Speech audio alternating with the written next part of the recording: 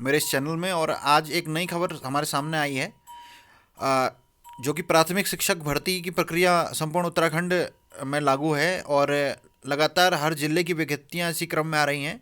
और आज चमोली जिले की विज्ञप्ति यहाँ पे जारी कर दी गई है, कार्यालय जिला शिक्षा अधिकारी प्राथमिक शिक्षा चमोली के द्वारा। और ये विज्ञप्ति जो है, देखिए यहाँ पे सबसे पहले इन्होंने विभिन्न समाचार पत्रों को ये विज्ञप्ति भेजी है 20 नवंबर की। तो आज ये मानिए कि आप 21 तारीख को आज ये प्रकाशित हो गई है अखबारों में। क्या विज्ञप्ति है, ज़रा इसके बारे में हम लोग जान लेते हैं। अ, इसमें आप देख सकते हैं 20 नवंबर को ये विज्ञप्ति जारी की गई है। और 9 नवंबर 2020 को शिक्षा अनुभाग देहरादून से जो है निदेशक प्रारंभिक शिक्षा का पत्रांक संख्या यहाँ पे जो दी गई है, उसके अंतर्गत यहाँ पे एक आदेश जारी किया गया था कि सभी जिलों में 20 नवंबर तक विज्ञप्तियाँ जारी कर दी जाएं। तो इसी क्रम में यहाँ पे आवेदन आमंत्रित किए गए हैं। और लेवल 6 का यहाँ पे वेतनमान होगा। प्राथमिक शिक्षकों की ये भर्ती है। वेतनमान 35,400 से 1,12,400 तक ये जो जाता है लेवल 6 का। उसके रिक्त पदों की पूर्ति के लिए आवेदन मांगे गए हैं। जो सहायक अध्यापक है प्राथमिक है, पदों पर जो नियुक्तियां हैं, उच्च न्यायालय नैनीताल में एक रिट वहाँ पे दायर की गई है। और अन्य भी बहुत सारे रिटें से संबंधित है, तो उनके अधीन ये भर्ती रहेगी कि उनका क्या निर्णय आता है माननीय उच्च न्यायालय से, तो उसके अंतर्गत ही ये भर्ती प्रक्रिया पूर्ण की जाएगी। रिक्तियों की जो स्थिति है वो आपके सम्मुख हमें यहाँ पे हम देख रहे हैं। जनपद चमोली के अंतर्गत सामान्य की 195 सीटें हैं, अनुसूचित जाति की 70, अन्य पिछड़ा वर्ग की 52 सीटें, आर्थिक रूप से कमजोर वर्ग की 37 सीटें और अनुसूचित जाति की 15 सीटें हैं। और जो रिक्तियों की संख्या है वो घट बढ़ सकती है। और उत्तराखंड राज्य में समय समय पर निर्गत शासनादेशों के अनुसार क्षैतिज आरक्षण अनुमन्य होगा। तो इसके लिए शैक्षिक अर्हता क्या है, जो एक बड़ा विषय है, बहुत सारे लोग जानना चाहते हैं। और यहाँ पे ये चीज़ भी क्लियर करनी बहुत इंपॉर्टेंट रहेगी, क्योंकि जो ये नियम में यहाँ पे हम बता रहे हैं ये हर जिले की भर्ती के लिए लागू होंगे। तो अगर आप अब तक नहीं समझ पाए हैं तो आप लोग कृपया इस वीडियो को पूरा देखें। तो जो शैक्षिक अर्हता है यहाँ पे, जो पहली चीज़ यहाँ पे रखी गई है कि स्नातक की उपाधि होनी चाहिए किसी भी विधि द्वारा स्थापित विश्वविद्यालय से भारत में। सहायक अध्यापक प्राथमिक के पद पर भर्ती के लिए जो ये पद हैं, इन पदों की अगर हम बात करें तो किस विषय के क्या पद होंगे, तो आप पहले तो देख लीजिए कि हर कैटेगरी में 50% पद विज्ञान के होंगे और 50% पद कला के होंगे, विज्ञानेतर विषयों के होंगे। विज्ञान के अंतर्गत भी 3 कैटेगरी बांटी गई है। 40% पद पीसीएम वालों के लिए, 40% पद जेडबीसी वालों के लिए, और 20% पद इन दोनों विषयों के अतिरिक्त जो अन्य विषय वाले हैं उनके लिए यहाँ पे बांटे गए हैं। अब जो विज्ञानेतर है, जो आर्ट्स के जो विषय हैं, उनके अंतर्गत हम बात करते हैं तो उनमें विषयों को कैसे बांटा गया है आप यहाँ पे देख सकते हैं। यहाँ पे जो ये हम 20% पदों की बात कर रहे हैं, तो उसमें क्या आ जाएंगे, जो डीएलएड प्रवेश परीक्षा के माध्यम से जो लोग आए हैं वो उन लोगों के लिए 20% पद रहेंगे। जो स्नातक योग्यताधारी जो डीएलएड अभ्यर्थी हैं, जो हम विज्ञानेतर की बात कर रहे हैं, तो डीएलएड वालों के लिए वो पद यहाँ पे आरक्षित रहेंगे। इसके अलावा हम बात करते हैं विज्ञानेतर विषयों में, तो वहाँ पे 15% पद अंग्रेजी भाषा के लिए, और इसके अलावा 15% पद हिंदी भाषा के लिए। अब हम जिन विषयों की बात कर रहे हैं वो विषय आपके स्नातक स्तर पर होने चाहिए। और इसके अलावा और हिंदी वालों के लिए इंटर में संस्कृत विषय होना ज़रूरी है। और बाकी के जो 70% पद हैं वो मानविकी वर्ग के अन्य विषयों के जो भी स्नातक योग्यताधारी हैं उनके लिए ये पद रहेंगे, अथवा ऐसे अभ्यर्थी जिनके द्वारा डीएलएड प्रवेश परीक्षा विज्ञानेतर वर्ग के अंतर्गत उत्तीर्ण की गई है, उनके लिए ये पद आरक्षित रहेंगे।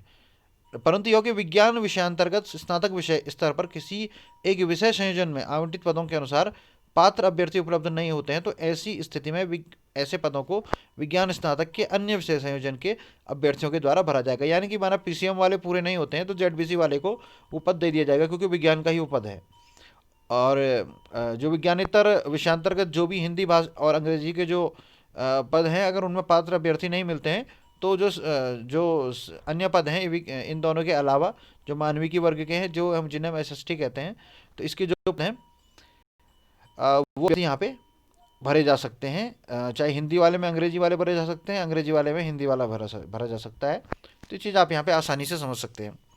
इसके अलावा जो दूसरी जो यहाँ पे योग्यता है, राज्य के किसी भी जो जिला शिक्षा या प्रशिक्षण संस्थान डाइट जिसे हम कहते हैं, वहाँ से किसी ने अगर 2 वर्षीय डीएलएड किया हुआ है पहले बीटीसी के नाम से जाना जाता था इसे। तो या फिर राष्ट्रीय जो अध्यापक शिक्षा परिषद से मान्यता प्राप्त जो प्रारंभिक शिक्षा शास्त्र है उसमें द्विवर्षीय डिप्लोमा किसी ने भी किया हो, चार या डीएलएड किया हो, या फिर 4 वर्षीय बीएलएड किया हो, या 50% अंकों के साथ स्नातक और एनसीटी से मान्यता प्राप्त संस्थान से आपने बीएड किया हो, तो इनमें से कोई भी योग्यता आपकी हो। और या फिर विशेष शिक्षा स्पेशल एजुकेशन में आपने किया है, द्विवर्षीय डिप्लोमा डीएड किया हुआ है, तो ये भी यहाँ पे काउंट करेगा। और 1 से 5 पढ़ाने के लिए आपको पता है कि 2 वर्ष के अंतर्गत बीएड वालों को और डीएड वालों को यहाँ पर 6 महीने का एक ब्रिज कोर्स करना पड़ेगा, सेतु पाठ्यक्रम पूरा करना पड़ेगा नियुक्त होने के 2 वर्ष के भीतर। जो विशेष शिक्षा वाले हैं उनमें द्विवर्षीय डिप्लोमा भारतीय पुनर्वास परिषद जो है, आरसीआई जो होता है, उसके द्वारा मान्यता प्राप्त होना चाहिए, जिसे हम रिहैबिलिटेशन काउंसिल ऑफ इंडिया कहते हैं। तो भारतीय पुनर्वास परिषद से वो स्पेशल एजुकेशन की डिग्री होनी चाहिए आपकी, जो एजुकेशन में आप लोग कर रहे हैं। इसके अलावा यूटेट होना चाहिए या सीटेट होना चाहिए कक्षा 1 से 5 तक का।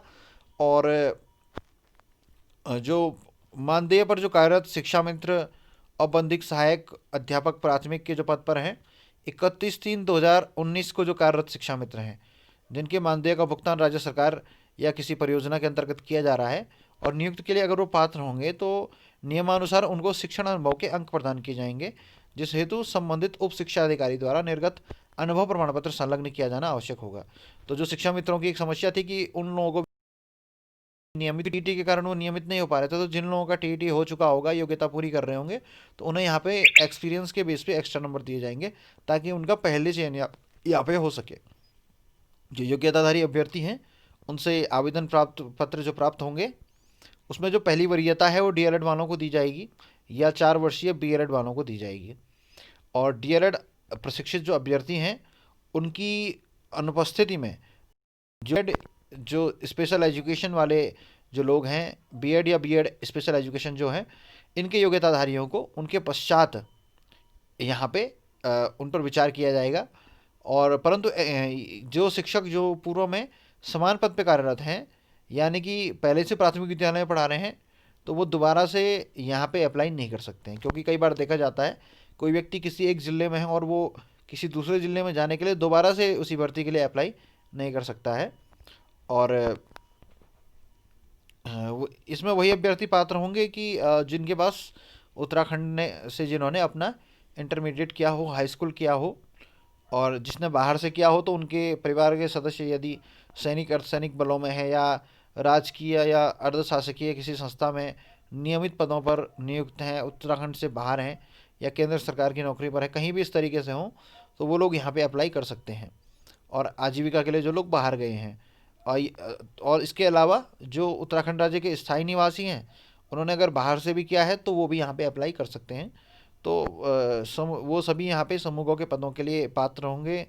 और प्राथमिक भर्ती की जो ये है उत्तराखंड लोक सेवा आयोग की परिधि के अंतर्गत और लोक सेवा आयोग की परिधि के बाहर जो भर्ती है, यहाँ पे इसकी नियमावली यहाँ पे 2010 के नियम 4 के उपनियम 2 में जो अपेक्षाएं की गई है वो व्यक्ति के द्वारा पूर्ण की जानी चाहिए। उम्र की बात करते हैं, 1 जुलाई 2020 को अभ्यर्थी की उम्र 21 से 42 वर्ष के बीच होनी चाहिए, उससे अधिक ना हो। SC ST OBC को नियमानुसार जो छूट मिलती है अधिकतम उम्र में वो यहाँ पे प्रदान की जाएगी। संविदा पर जो शिक्षा मित्र हैं और जिन्होंने राज्य सरकार द्वारा 2 वर्षीय बीटीसी प्रशिक्षण पात्रता और TET-1 उत्तीर्ण किया है, तो जिन्होंने इंदिरा गांधी राष्ट्रीय मुक्त विश्वविद्यालय से 2 वर्षीय डीएलएड प्रशिक्षण और अध्यापक पात्रता परीक्षा 1 उत्तीर्ण की हो, अथवा NCTE से मान्यता प्राप्त संस्थान से 2 वर्षीय डीएलएड प्रशिक्षण अथवा अध्यापक पात्रता परीक्षा 1 जो पहली है TET-1 है उसे क्वालिफाई किया होगा, तथा जो संविदा नियुक्ति के समय तत्समय निर्धारित अधिकतम आयु से अनधिक आयु का हो, यानी कि जिस दिन वो संविदा पर नियुक्त हुआ था उस दिन अगर उसकी एज एज पर डॉक्यूमेंट सही है तो वो भी यहाँ पे एलिजिबल होगा, यानी कि उसकी एज अब बढ़ भी गई है तो भी वो आवेदन कर सकता है। अंतिम तिथि यहाँ पे जो दी गई है फॉर्म भरने की 20 दिसंबर 2020 के शाम 5 बजे तक ये डाक एवं या स्पीड पोस्ट से यहाँ पे स्वीकार किए जाएंगे। इसके पश्चात इसमें कोई भी आवेदन स्वीकार नहीं होगा और साधारण डाक, कोरियर इत्यादि से भेजने नहीं है। केवल आपको स्पीड पोस्ट और पंजीकृत डाक से ही भेजना है अपना आवेदन। सहायक अध्यापक प्राथमिक राजकीय प्राथमिक विद्यालय जनपद चमोली हेतु आवेदन पत्र विज्ञप्ति संख्या व आरक्षित वर्ग जो भी आपका है उसको आपने लिफाफे के ऊपर अवश्य लिखना है, ताकि ऑफिस में डाक आने पर वो उसको अलग कर सकें, छांट सकें। और अगर डाकघर विलंब करता है तो उसके लिए कार्यालय उत्तरदायी नहीं होगा। अभ्यर्थी निर्धारित प्रारूप पर आवेदन करें और आवेदन पत्र के साथ अपने समस्त वांछित शैक्षिक व प्रशिक्षण प्रमाण पत्रों की स्व प्रमाणित छाया प्रतियों के साथ स्वयं का पता लिखा लिफाफा ₹30 के डाक टिकट सहित संलग्न किया जाना अनिवार्य होगा। तो ये जिला शिक्षा अधिकारी प्रारंभिक शिक्षा जनपद चमोली का यहाँ पे है। और आप प्रपत्र देख सकते हैं क्या प्रारूप है, और आप लोगों के पास ये प्रारूप आपके निकटस्थ कहीं दुकान से आपको ही मिल जाएगा। तो इस तरीके से आपने यहाँ पे अपनी पूरी डिटेल्स भरनी है और अपना गुणांक इत्यादि भी यहाँ पे पीछे निकालना है। तो उसका पूरा फॉर्मूला यहाँ पे दिया गया है, आप बहुत आसानी से इसे यहाँ पे भर पाएंगे। इसमें जो महत्वपूर्ण चीज़ें हैं मैंने आपको सब कुछ लगभग बता दी हैं। फिर भी आपके मन में कोई डाउट हो, कोई संदेह हो, तो आप कमेंट बॉक्स में हमसे पूछ सकते हैं और हम आपके प्रश्नों के उत्तर देने की कोशिश करेंगे। ये जो वीडियो है ये समस्त जनपदों की भर्तियों के लिए लागू होगा। तो आपसे निवेदन है कि आप इसे अपने अन्य मित्रों तक भी शेयर करें, जिन्हें कोई भी शंका है, कोई भी संदेह है, तो वो लोग प्रश्न करिएगा, तो मैं उस पर एक अलग से वीडियो बना करके इसके बारे में पूरी क्लैरिटी आपके सम्मुख रखूँगा। इसी के साथ इस वीडियो को यहाँ पे समाप्त करते हैं। चैनल को सब्सक्राइब करना ना भूलें। धन्यवाद।